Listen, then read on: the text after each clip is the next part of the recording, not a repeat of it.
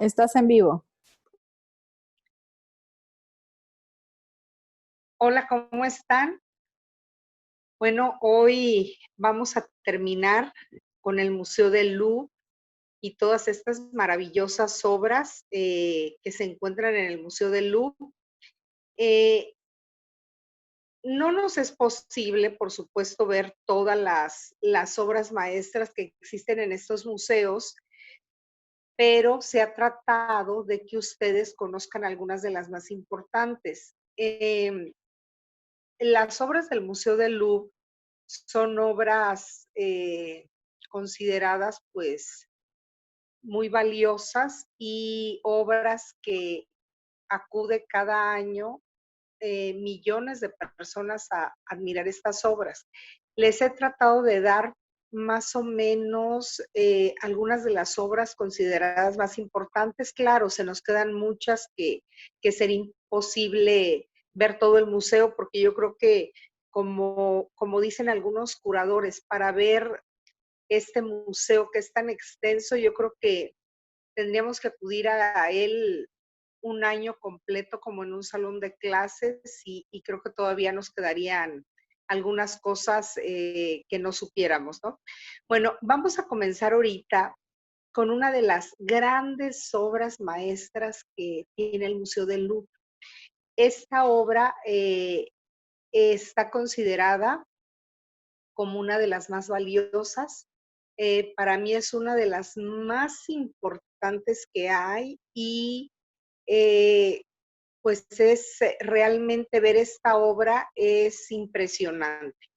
Esta obra tiene varios misterios. ¿Por qué? Porque en esta obra se conjuntan varios elementos que son raros en este tipo de obras. Les voy a ir explicando por qué.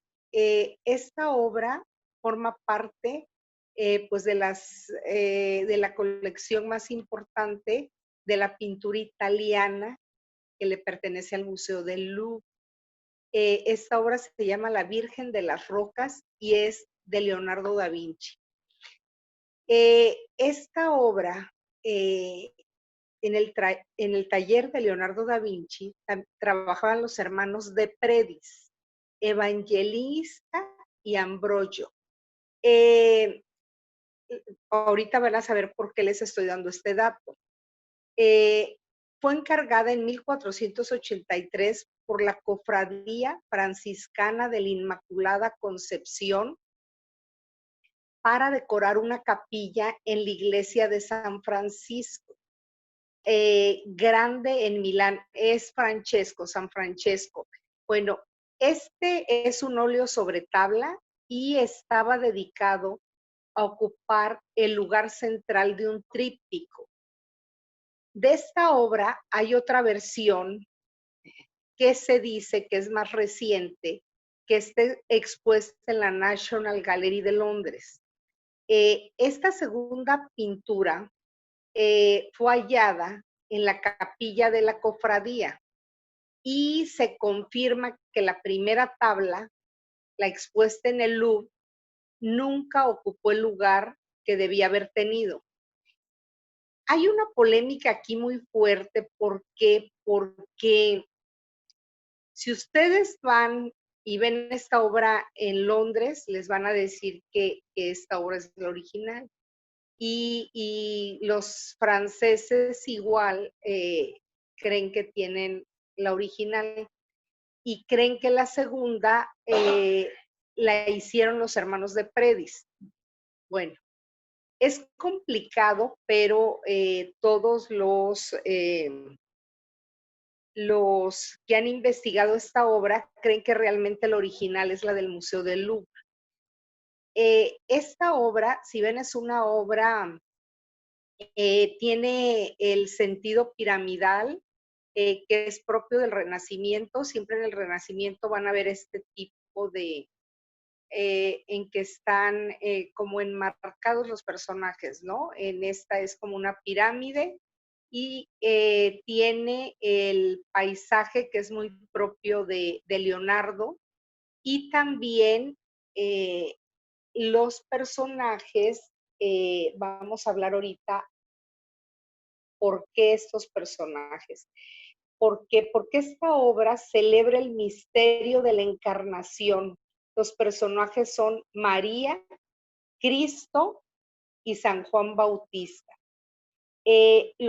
Las personas que encargaron esta obra le dieron instrucciones muy precisas a Miguel Ángel sobre las dimensiones que querían para dicha obra, porque les vuelvo a decir, era la parte central de un tríptico en la cofradía. Entonces ellos ya tenían determinada la medida exacta. Estaba destinada a exponerse en un marco de madera tallado. El tema es interesante porque no representa ningún episodio de los evangelios, por lo que está sujeto a diversas interpretaciones. Aquí se cree, también les hago un paréntesis aquí, el Leonardo era muy común que en sus pinturas nos transmitiera ciertos mensajes. Bueno, aquí lo que se cree es que la Virgen de las Rocas hace referencia a una leyenda que recrea el encuentro entre San Juan Bautista y Jesús durante su exilio en Egipto. Como San Juan Bautista era huérfano, Dios le asignó al arcángel Uriel como protector y su encuentro tuvo lugar en una cueva, momento en el cual el arcángel Uriel pidió a María que acogiera a San Juan Bautista bajo su protección. San Juan Bautista destaca en esta obra señalado por el arcángel Uriel y ubicado justo al lado de María. Al recibir el óleo sobre tela, la cofradía no quedó satisfecha. ¿Por qué? Porque debido al tamaño de San Juan Bautista, su situación al lado de María y la posición del niño Jesús, era muy fácil confundir a ambos. Todo esto se prestaba a malas interpretaciones y muchas veces los pintores, por medio de estas pinturas, nos hacían ver ciertos temas que a veces no estaban de acuerdo con la iglesia, pero eran temas muy velados. ¿Por qué? Porque recuerden que en el Renacimiento casi toda la pintura que se hace, sí hay retratos, sí hay algunas obras de familias, pero por lo general la iglesia va marcando los cánones que se deben seguir y sobre todo en los concilios que tiene la iglesia se marca bien hasta qué se debe pintar o no. Recuerden que aquí todavía ellos están sujetos totalmente a que muchas veces los mecenas son parte de la iglesia. Entonces, ellos veladamente hacían a veces estas interpretaciones, ¿no? Entonces, esta pintura, les vuelvo a decir, nació siendo polémica. Por lo tanto, por esto que no les gustó a ellos, la rechazaron. Entonces, nunca llegó a instalarse en el tríptico al cual estaba destinada. Da Vinci se cree que tardó más de 20 años en hacer la segunda tabla y se cree que la pintó en su totalidad Ambrogio de Predis entre 1945 y 1508. Yo tengo el honor de conocer las dos. Hay algunas diferencias entre las dos y les vuelvo a decir, si estudian bien la primera de Louvre, que es la que se considera que es la original, sí existen ciertas diferencias, pero casi es el mismo concepto. O sea, es una copia de la primera, pero sí hay elementos, algunas cosas que cambian, ¿no? Esta segunda versión que está expuesta en la National Gallery cambia mucho, les voy a decir en qué. ¿Por qué? Porque a uno de los niños se les añade un aura en la cabeza. Hay una cruz entre las manos de San Juan Bautista y también desaparece la mano que no les gustó que apuntaba a San Juan Bautista. Entonces todos esos elementos cambian, o sea, las dos, aunque se copia más o menos el formato, pero tienen estas diferencias muy significativas. Posteriormente, Luis XII pudo adquirir la obra inicial. ¿Por qué? Porque la habían abandonado sus patrocinadores y esta obra la adquiere entre 1500 y 1503 y la incorpora a las colecciones de arte francesas. Y actualmente, pues, se encuentra en un ala muy privilegiada dentro del Museo del Louvre y es una de las obras más visitadas. A mí en particular es una obra que me gusta mucho porque aquí vemos exactamente la genialidad de Leonardo, la manera de pintar las veladuras. Pues realmente Leonardo era un genio, ¿no? Para pintar y aquí vemos en toda su expresión, aunque también les aclaro, Leonardo a veces incursionaba en cosas que también Leonardo tiene luego ciertos, podríamos decir, errores en algunas obras.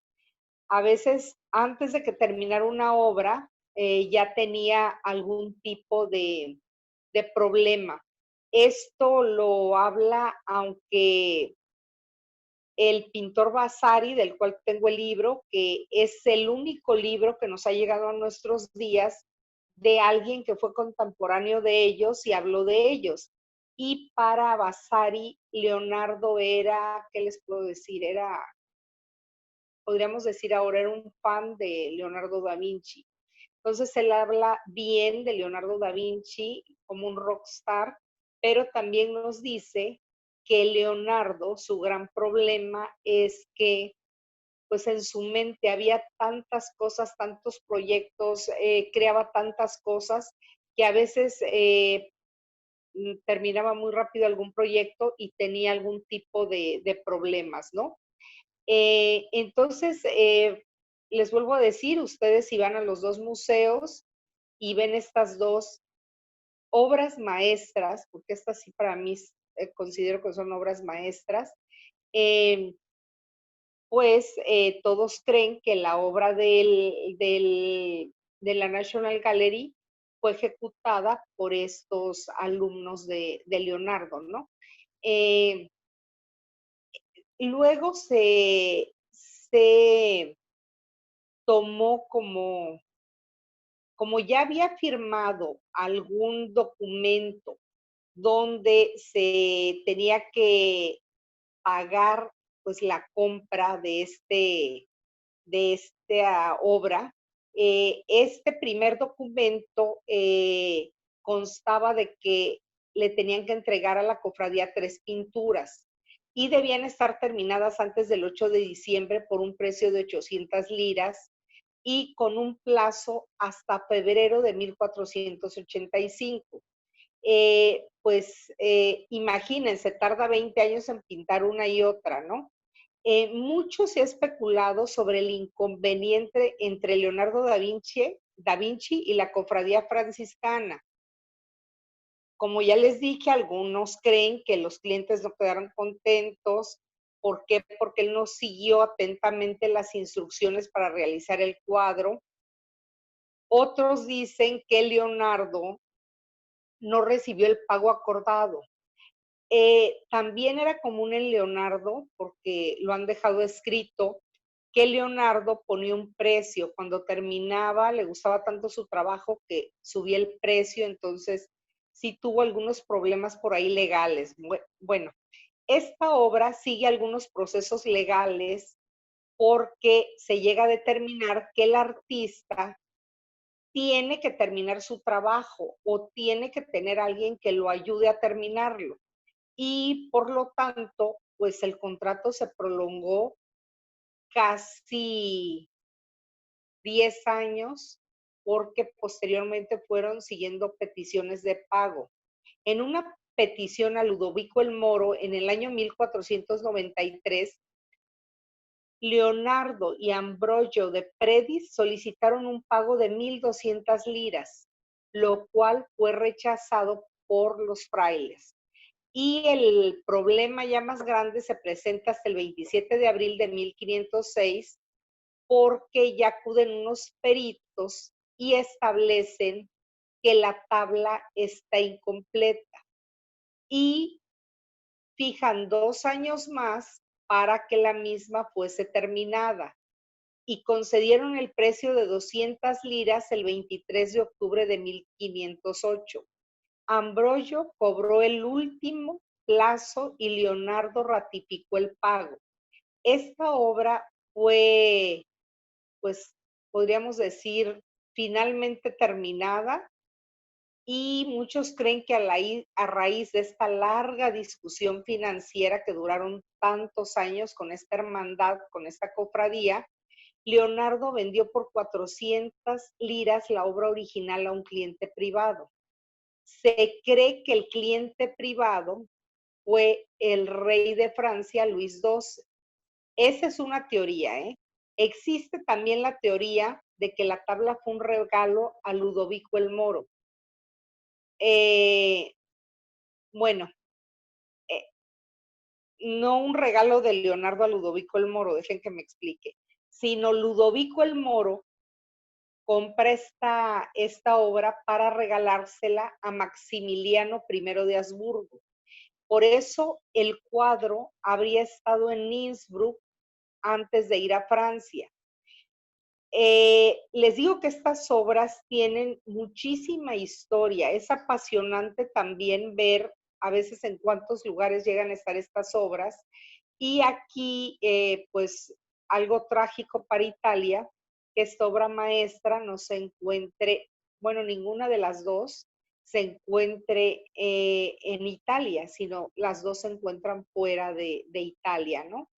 Eh, bueno, la cofradía, al no aceptar esta primera obra, porque les vuelvo a decir, no le gustaban estos elementos que había en la obra, Leonardo pudo pintar la segunda versión, se cree, para la National Gallery, pero es la obra que se cree que pues no es la versión original. Creen que no sea de su mano porque al observar la figura con detenimiento, hay mucha diferencia en los trazos, en las pinceladas y también hay una modificación, por ejemplo, en el ángel, las alas dibujadas por la familia de Predis son muy diferentes.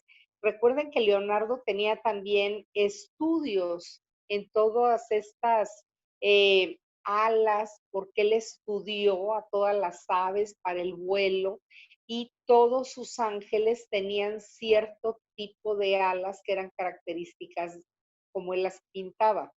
Entonces, este cuadro permaneció en la galería hasta la separación de la fraternidad en el año 1785 y pasa a formar parte de la colección del artista plástico Gavin Hamilton por un monto de 112. Es una moneda sequie, se dice, es una moneda que era en esa época de oro macizo. Luego fue robada de Florencia durante las guerras napoleónicas, luego fue recuperada 50 años después en una pequeña ciudad de Austria y pasa a manos de un mercader de origen francés para luego ser comprada por el Museo National Gallery en el año 1880, donde es exhibida hasta el día de hoy junto con las copias realizadas por De Predis. En el 2005 se le sometió esta pintura a rayos infrarrojos y se observó que debajo de las pinceladas finales de la obra se escondía un boceto principal de una mujer arrodillada. que pudo haber estado sosteniendo a un niño sobre su mano. Eh, la mayoría de los investigadores piensan que la idea principal de Leonardo fue plasmar en el lienzo la adoración del niño Jesús.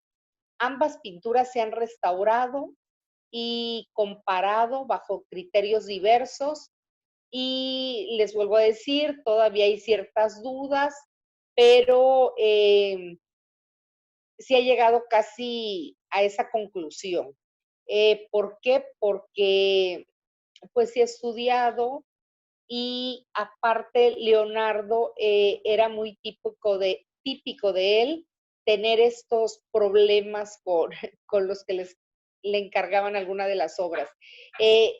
Seguimos ahora, pero les vuelvo a decir, si van a uno de estos países y no han conocido estas obras, son obras en serio, obras maestras y no es que quiera yo demeritar a la Mona Lisa, pero a mí esta obra me gusta mucho de Leonardo y también me gusta mucho La Dama del Armiño. Yo creo que me gustan más que la Mona Lisa. No es que la haga menos, pero son obras que a mí me gustan más, ¿no? Bueno, seguimos ahora. No podíamos dejar de abandonar el Museo del Louvre sin hablar de una obra que para ellos es una obra, pues una obra icónica para los franceses. ¿Por qué? Porque es esta obra de Eugène Delacroix. Eugène Delacroix fue un gran pintor francés, un pintor, si ven ustedes, ya es otro formato. Eugene fue un pintor, ya que entramos bueno, él estuvo en el romanticismo, se une ahí con el barroco, y este pintor siempre sus obras son con un gran sentido, ya sea social o es el que ha hecho muchas obras de algunos sucesos de esta época en Francia. Entonces es un pintor muy querido y muy reconocido en Francia. Esta obra, él la pintó en 1800 y él vivió aproximadamente de 1798 a 1863. Es un formato bastante grande, mide 260 por 325 metros de alto. Pues el contexto histórico, como lo ven ustedes, es la libertad guiando al pueblo. El cuadro representa la revolución de 1830 en Francia y recuerden que la revolución en Francia sucede los días de julio 27, 28 y 29 por lo que es llamado las Tres Glorias. Esta revolución trajo como resultado que el gobierno de Carlos X, sucedido por Luis Felipe I, y es lo que implica el comienzo de un ciclo de revoluciones en el continente europeo contra los gobiernos monárquicos. Los personajes que él plasma en este cuadro, pues son personajes de diferentes clases sociales. ¿Por qué? Porque aquí él maneja diferentes conceptos y también habla de los caídos del pueblo. El personaje principal es la libertad, es representado por una mujer, si ven ustedes, semidesnuda en medio del campo de batalla, y en el centro del cuadro está ella que dirige a todas estas personas, les vuelvo a decir, que la libertad las unifica, porque estamos viendo personas de diferentes estratos sociales. La libertad los está incentivando al llevar la bandera para que estos hombres continúen su lucha por Francia. La bandera tricolor, que es azul, blanco y rojo, y en su mano derecha lleva un fusil. Esta figura de esta mujer de la libertad en Francia es conocida con el nombre de Marianne. Se trata de un personaje alegórico que muchas veces la representan, creo que aquí lo trae, pero no alcanzo a ver bien porque no puedo abrir la figura, con un gorro frigio. Un gorro frigio es un gorro que copian ellos de los romanos y lo utilizan mucho en esta época en Francia. Pues la mujer se ve como dinámica, es una mujer aguerrida y nos está hablando aquí de la victoria realmente que tuvo el pueblo.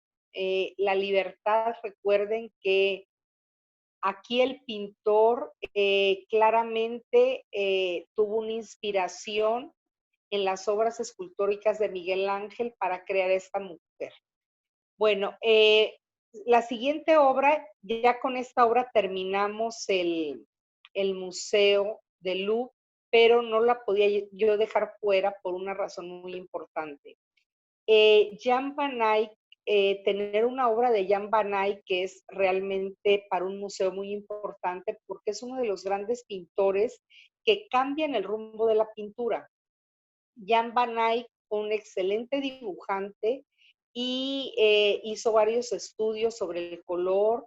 Era un maestro de las veladuras y creo que esta obra es una obra, si ustedes en el dispositivo la pueden ver y abrir, es un cuadro dentro de otro cuadro, porque si abren ustedes las ventanitas, al final hay dos figuras viendo para un puente. O sea, y van a ver personajes, van a ver un puente. Nosotros estamos, podríamos decir, si nos situamos en esta escena, estamos entrando a esta pieza y podemos ver la perspectiva del fondo. Esta es una obra, no es tan grande, mide 66 por 62 centímetros y pertenece al gótico flamenco. Es óleo sobre tela y fue realizada en 1435.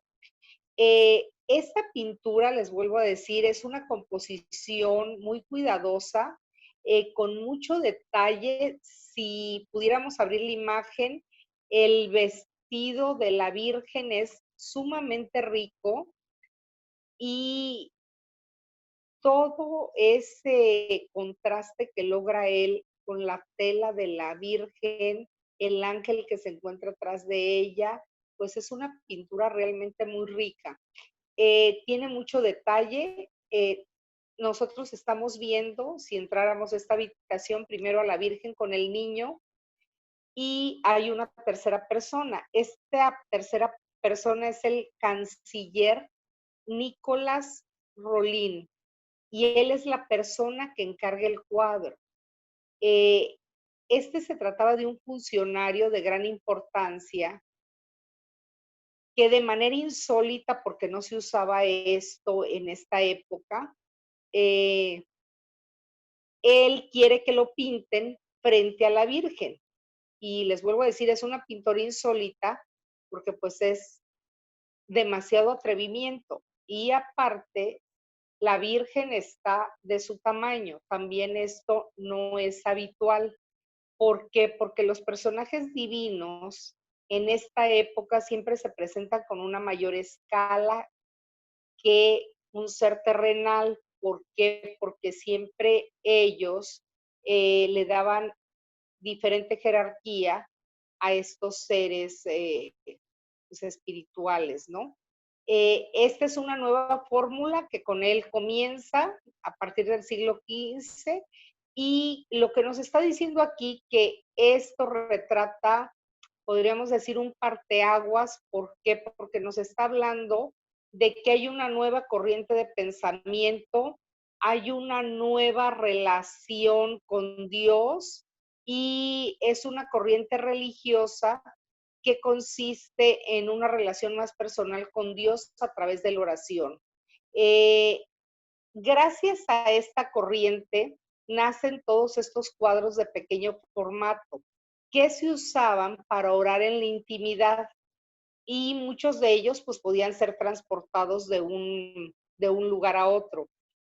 Eh, pues aquí el señalamiento, ¿no? Que pues todos les dan la lectura de que él realmente es una persona muy arrogante al ponerse el tamaño de la Virgen y que quiere dejar muy patente su poderío económico y social, por lo que él se manda a pintar igual que la Virgen. Si ven ustedes, está rodeado de un enorme lujo. Eh, Les vuelvo a decir, son muy ricas las telas, hay joyas y aparte el entorno. Vemos que estamos en una mansión en lo alto, al fondo estamos viendo un puente, estamos viendo otros personajes y, y marca con eso también la arquitectura clásica. Él enmarca a los personajes en medio de estas columnas de proporciones romanas. Los arcos que ven arriba ustedes de la figura que utiliza él para enmarcar la figura son arcos de medio punto y todos estos elementos siguen en formas góticas. Eh, También esta obra tiene, bueno, sus grandes intentos del pintor por plasmar la perspectiva. Estos son uno de sus primeros ensayos.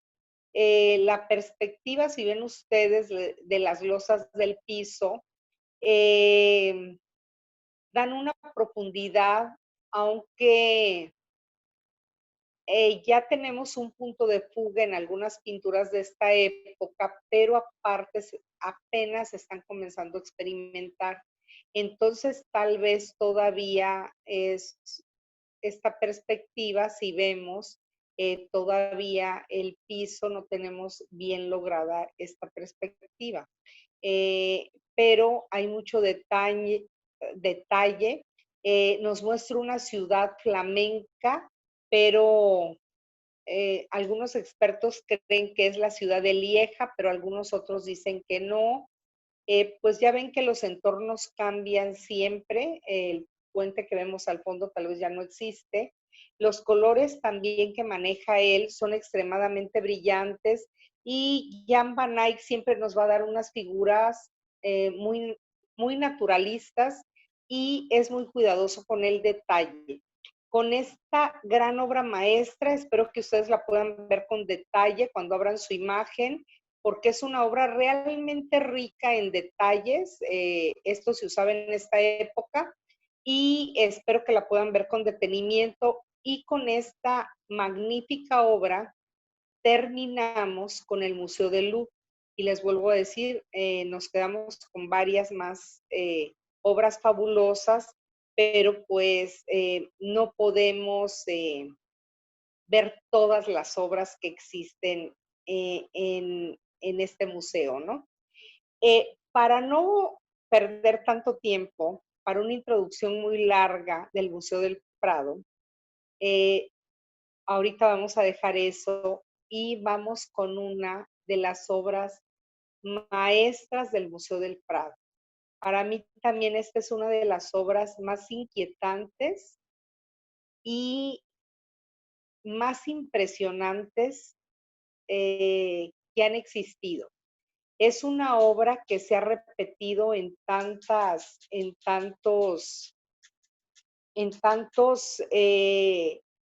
objetos, ha salido en películas, bueno, han hecho documentales. Actualmente los jóvenes han hecho algunas obras, cortometrajes con esta obra, con estos personajes. Yo creo que es una obra que a todos, alguna vez que la hemos visto, nos ha intrigado. Y vamos a comenzar a ver esta magnífica obra que se llama Las Meninas. Miren, aquí estamos viendo el Museo del Prado. Posteriormente les voy a hablar en un ratito del Museo del Prado, pero quería, como nos vamos a extender un poquito en esta obra, no quiero dejarla fuera, no vaya a ser que se me pase el tiempo y dejemos esta magnífica obra fuera porque se las quiero presentar.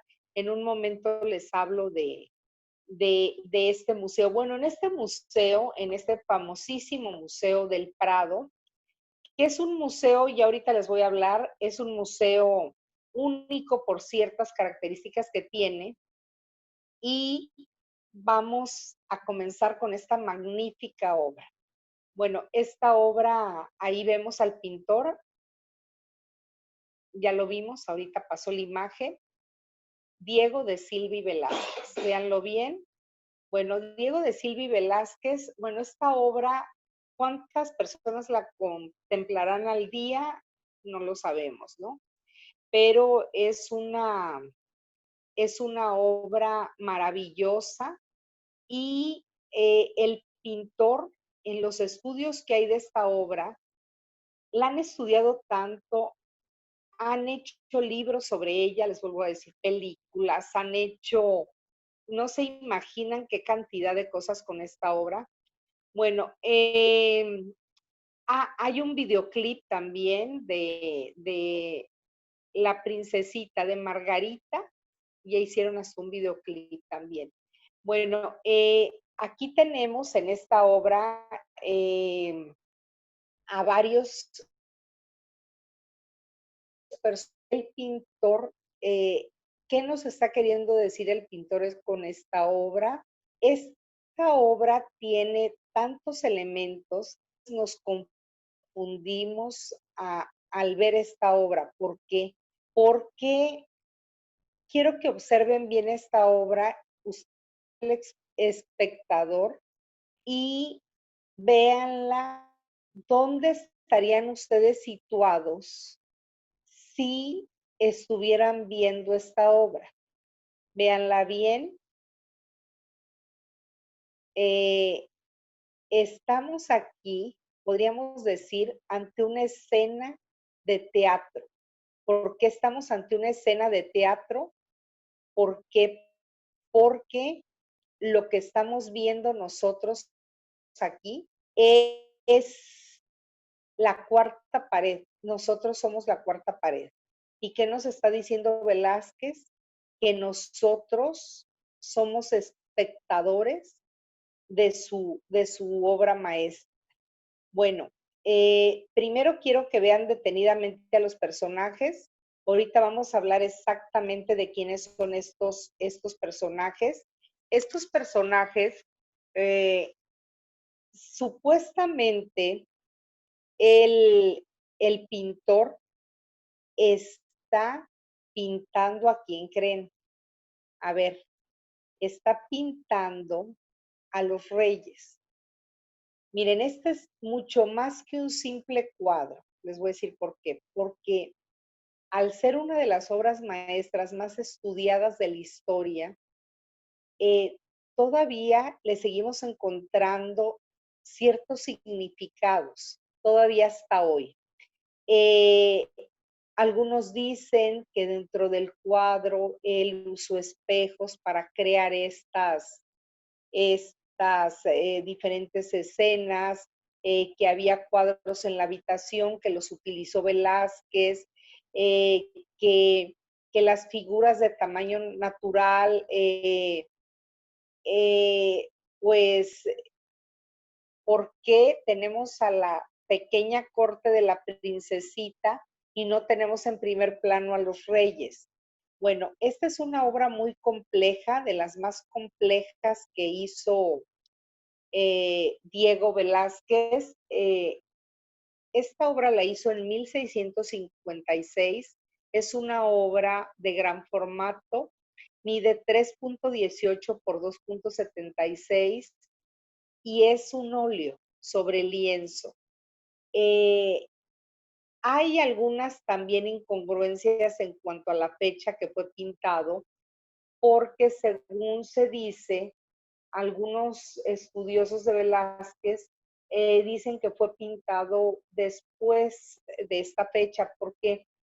Porque Velázquez, fíjense que en la obra él se pinta, pero él no se pinta la cruz que tiene en medio. Esa cruz es de la Orden de Santiago y es un título que se le da a los caballeros, pero esto no fue hasta 1658 y él ya se pinta con esta orden y todavía a él no se le había entregado la orden, ¿no? Entonces, no, primero no se pinta y luego ya aparece él con la obra, pero lo que dicen es que posteriormente pintaron la cruz, pero Velázquez murió hasta 1660, así que también él tuvo tiempo de retocarla y ponerse la orden de la cruz, porque dicen que originalmente no la tenía, pero que él dejó el espacio para la orden de la cruz. Bueno, ¿qué representa este cuadro? ¿Qué es? ¿Por qué es tan famoso? Esta obra en realidad se llama La familia de Felipe IV. Eh, la familia de Felipe IV, pero ¿dónde ven ustedes a Felipe y a su esposa? Ellos están atrás, se reflejan en un espejo y no son los protagonistas de la obra. La protagonista de la obra es la infanta Margarita al centro del cuadro y está franqueada por dos meninas. Ellas son las meninas.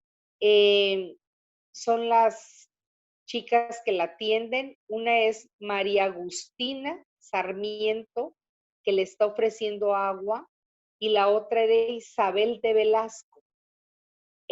Los niños en esta época, dense cuenta que mmm, los trataban realmente como adultos en miniatura. Tenían que usar corsés, tenían que usar ropas muy pesadas.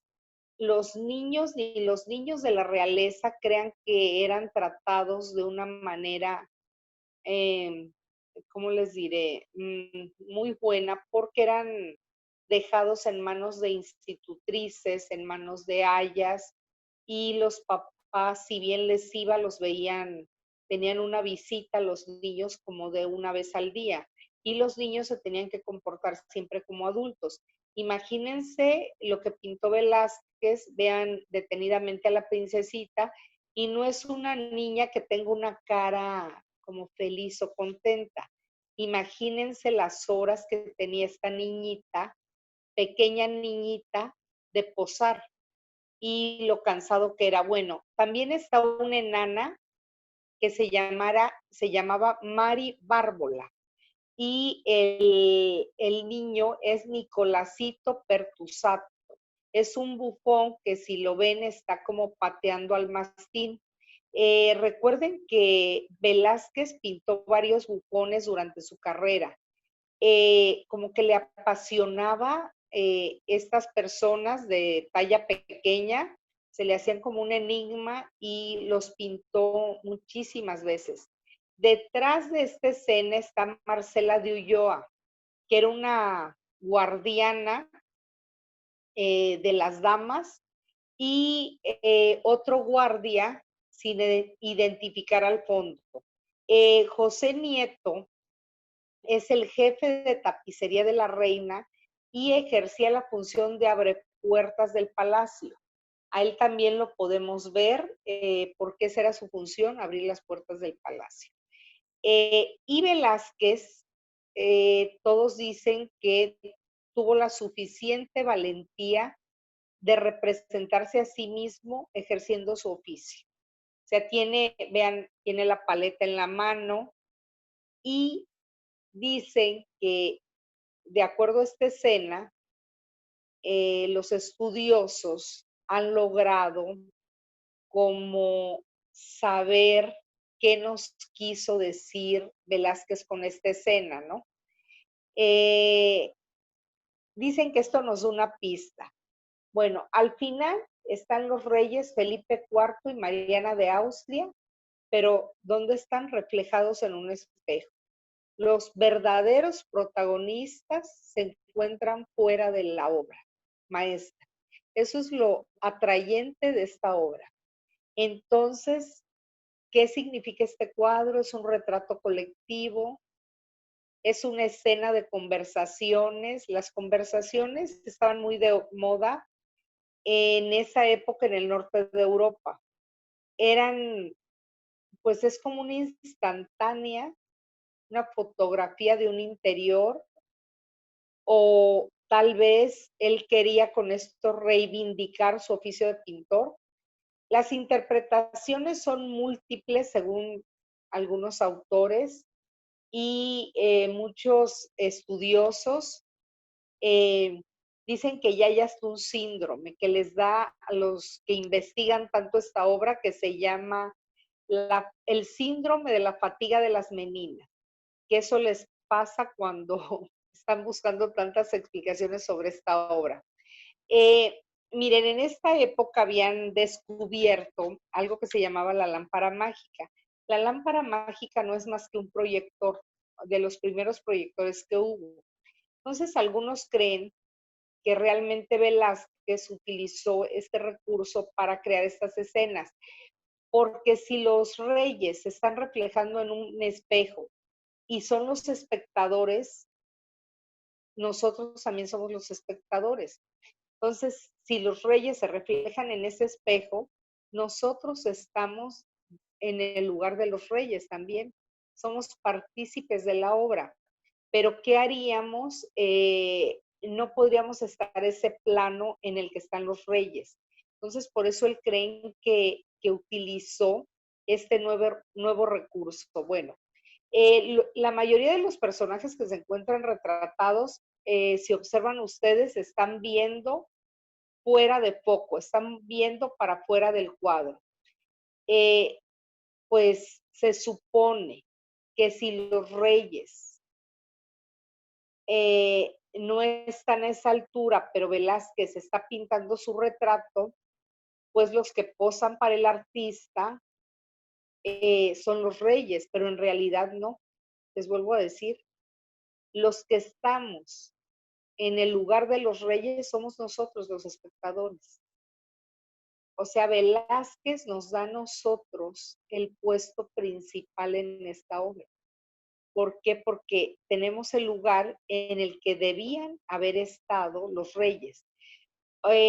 Otra opción dice que Velázquez estaba trabajando en esta obra cuando entraron de pronto los reyes y que algunos se percatan de que entran los reyes y levantan la mirada. ¿Por qué? Porque les vuelvo a decir, los reyes seríamos nosotros. ¿Por qué? Porque los reyes están reflejados en el espejo del fondo. Bueno, hay quienes afirman que Velázquez pinta en realidad a las propias meninas en el momento que aparecen los reyes. Y bueno, podría ser las meninas dentro de las meninas. Lo que estamos viendo aquí, para los que estudiamos arte, es arte conceptual adelantado varios siglos en el siglo XVII. Él, si observamos, estamos ante una escena de teatro y nosotros pues somos la cuarta pared, nosotros somos también eh, público y protagonistas de esta obra maestra. Se ha llegado a especular también que Velázquez, imagínense hasta dónde llegan estas teorías fantásticas, fue un viajero en el tiempo y que se adelantó a las teorías cuánticas y a las teorías de la relatividad, porque lo que nos está representando en su cuadro es a los mismos espectadores del cuadro. ¿Quiénes somos los espectadores del cuadro? Nosotros. Cuando ustedes pasan delante de este cuadro en el museo, o sea, ustedes son los protagonistas del cuadro, porque todas las miradas recaen en nosotros, ¿sí? Es una escena en serio fantástica que aun cuando haya varias interpretaciones, Velázquez lo que hace con esta escena ¿qué nos invita a adentrarnos en ella? Es como si estuviéramos caminando y vamos directo a saludar a la princesita. Estamos como en el lugar exacto frente a la princesita y es o estamos tomando la fotografía de la escena y estamos captando un momento. Es realmente una fotografía. Si ustedes ven, abren la imagen, van a ver al fondo la cara de los príncipes. Hay una cortina como roja y se ve, bueno, se ve hasta el cuerpo, algo del cuerpo de los príncipes. Y se dice que Velázquez era un gran conocedor de la astronomía y de la astrología y que los personajes que están en el espejo, si unes estos personajes, si unimos los corazones de los personajes en una línea imaginaria que nos aparece, bueno, se dibuja la constelación de Corona Borealis y cuya estrella central se llama curiosamente Margarita Coronae, como la infanta que ocupa el centro de la obra. Y les vuelvo a decir, hay muchas especulaciones en esta obra y también se dice que Velázquez estaba pintando un mensaje oculto. ¿Por qué? Porque él estaba aquí pintando que había una continuidad dinástica en la persona de la infanta Margarita, ya que su hermana mayor, María Teresa, iba a casarse con Luis XIV de Francia y iba a ser el futuro rey, pero todavía no había nacido en el momento de pintar el cuadro. Ella era la reina del futuro. Velázquez también pinta, podríamos decir, al aire. ¿Por qué? Porque la perspectiva aérea que utiliza nos da esa sensación de profundidad y estamos viendo, si ven ustedes al fondo, el personaje que va saliendo, el de la puerta, y nos da una sensación de continuidad. Nosotros como podemos pasar la sala y llegar hasta el otro extremo. El espacio arquitectónico tiene mucho protagonismo en esta obra. Vean también el techo de la habitación. Eh, Fíjense que esta obra, lo curioso que tiene, que primero la vemos y les vuelvo a decir, somos el espectador, estamos dentro de la obra, pero vemos a los personajes. Ya que estamos un rato en esta habitación, ya vamos viendo otros elementos que hay en ella. Eh, las reacciones hacia las meninas han sido impresionante porque no saben cuántas obras hay de ellas, las pintó, les vuelvo a decir, Picasso, hay obras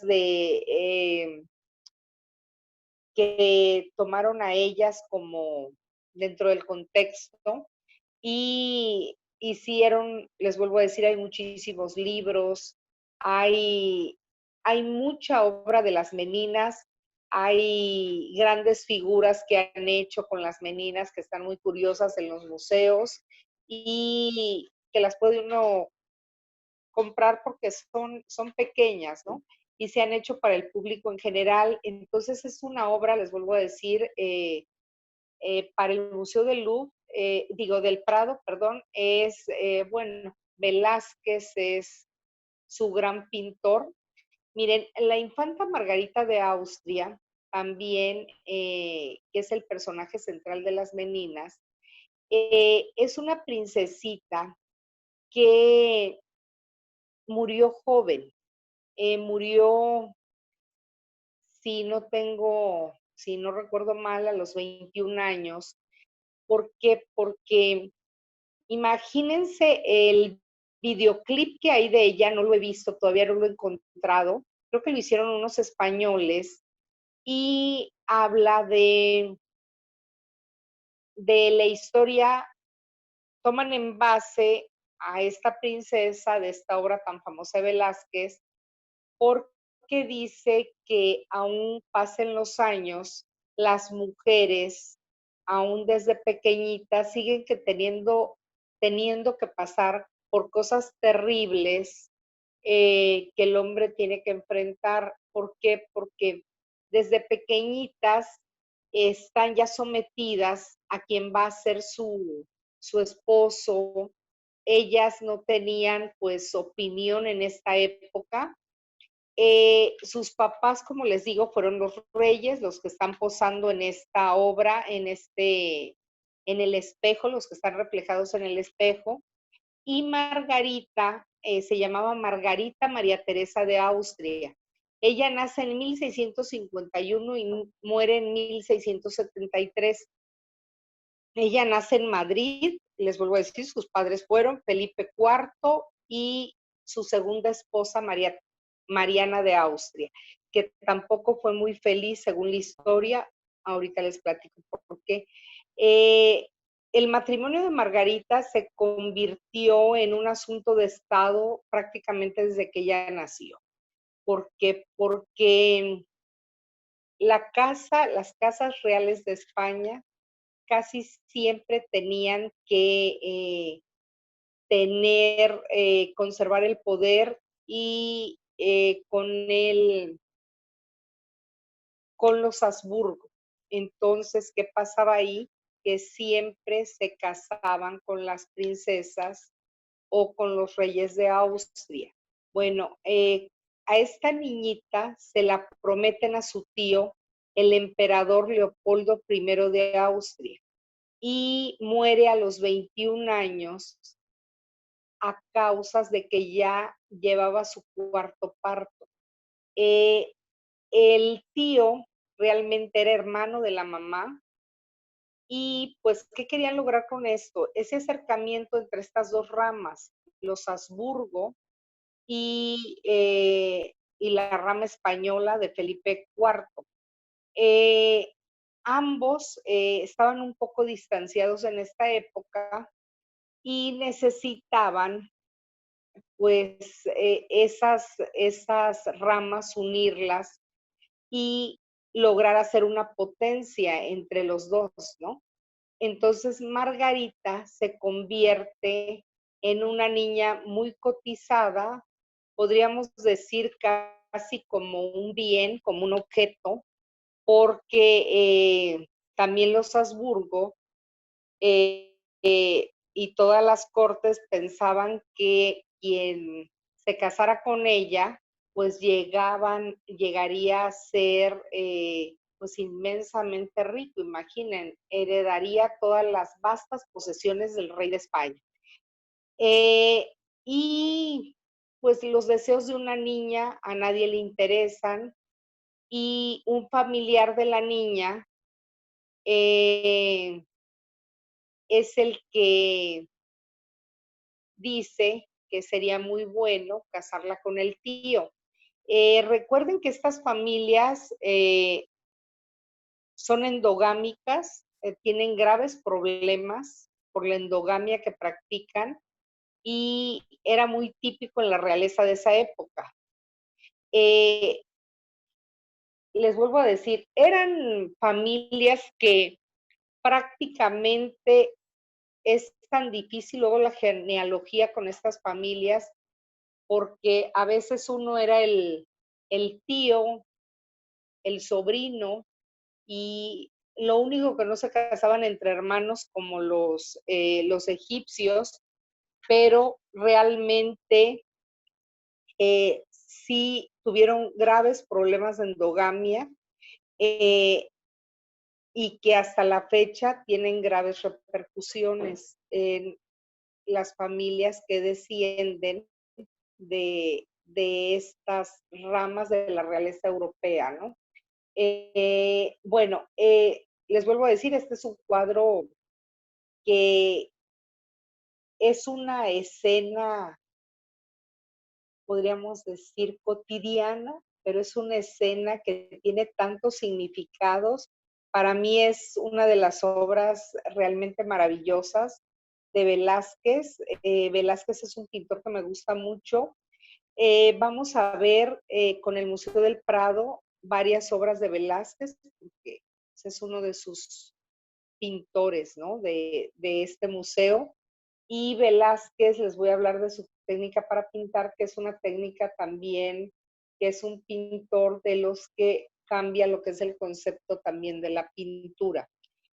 También la protagonista que está en el espejo, porque es una protagonista oculta, la mamá de esta niñita, Mariana de Austria, ella llega a España como segunda esposa de Felipe IV. Ella es una jovencita austriaca, era hija del emperador Fernando III y, perdón, alemana, y la casan con este rey, pero ella de pequeñita estuvo comprometida a su primo Baltasar Carlos, eh, que era príncipe de Asturias. También lo retrata genialmente Velázquez, a este niñito. Pero el niñito se muere inesperadamente en 1646. Bueno, era un jovencito, y el rey Felipe IV de España, tío de la joven, había quedado viudo tras la muerte de su primera esposa, Isabel de Francia, y se ofreció como novio de la joven archiduquesa austriaca. El matrimonio tuvo lugar, les vuelvo a decir, les hago esta aclaración, es que pertenecían ellas al imperio astrohúngaro. Eh, en algunos lugares se les va a decir archiduquesa austriaca y en otros la ponen como una princesa germana, pero era parte del imperio, ¿sí? Por eso a veces yo me confundo de los nombres, pero por esta razón. Bueno, ellos tuvieron varios hijos, pero casi ninguno llegó a la edad adulta, ¿no? La princesa cuando llega a casarse, eh, se dice que no es muy feliz, que está triste. ¿Por qué? Porque su tío, el rey, era más grande que ella, le llevaba algunos años, ella era muy jovencita y llega a una corte donde a lo mejor no la querían tanto, entonces que sí pasó ella algunos años muy triste, fueron años que sufrió bastante, y se habla en algunos libros de una supuesta relación con el pintor. Estos pintores, recuerden que en las cortes pasaban realmente su vida. Imagínense, para hacer una obra de este tipo, lo que durabas pintando a estas niñas. Realmente duraban estas obras a veces años en realizarlas, ¿no? Y estos pintores pasaban gran parte de su tiempo con estas personas a las que pintaban. Bueno, creo que ya termina hoy aquí la clase. Seguimos la próxima clase con el maravilloso Museo del Prado y vamos a saber ya más del museo y les voy a hablar de por qué está considerado un museo único en el mundo. Bueno, buenas noches. Hasta luego.